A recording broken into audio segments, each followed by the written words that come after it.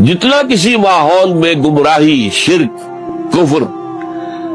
کے تہ برتہ اندھیرے ہوں گے اتنا ہی امتحان سخت ہوگا۔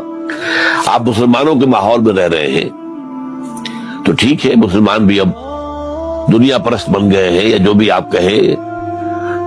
حقیقی مسلمان تو دیکھنے کو نہیں ملتا، پھر بھی بہرحال اسلام تو ہے نا یہاں۔ کسی نہ کسی دیکھ کو تو چیز کو تو اللہ یاد آ جاتا ہے، کبھی نہ کبھی تو کسی کی بات ہی دل میں اتر جاتی ہے،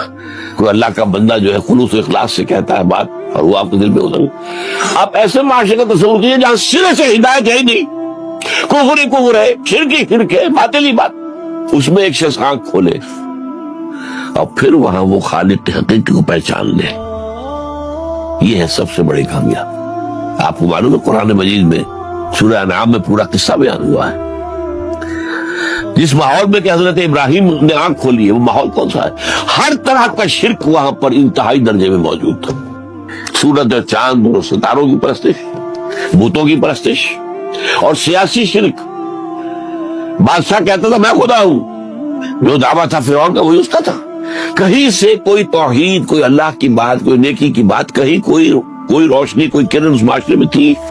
اس معاشرے میں خالص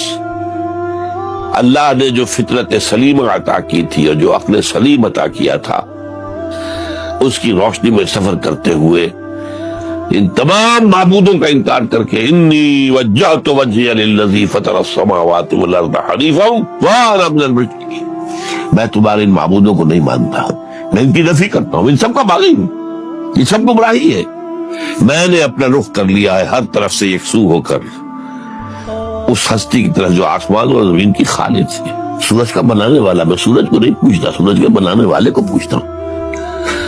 میں چاند کا پجاری نہیں ہوں، چاند کے خالق کا پجاری۔ یہ ستاروں کا میں پجاری نہیں ہوں، ستاروں کے پیدا کرنے والوں کا، کمالے کا میں پجاری ہوں، کائنات کا نہیں ہوں، کائنات کے خالق کا۔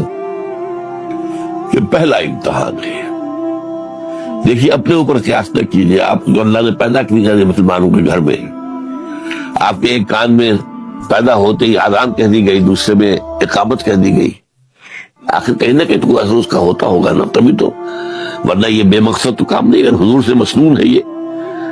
کیا پتہ ہمارے تحت الشعور کی کون سی ٹیپ جو ہے وہ سو چل رہی ہو اور اس کے اوپر جو ہے یہ نقش ہو گئے، کچھ نہیں کہہ سکتے، لیکن وہاں جو کچھ بھی نہیں تھا، کفر ہی کون۔ اس میں ایک نوجوان، سلیم الفطرت نوجوان، اس نے ان تمام سے رخ موڑ کر ایک اللہ کی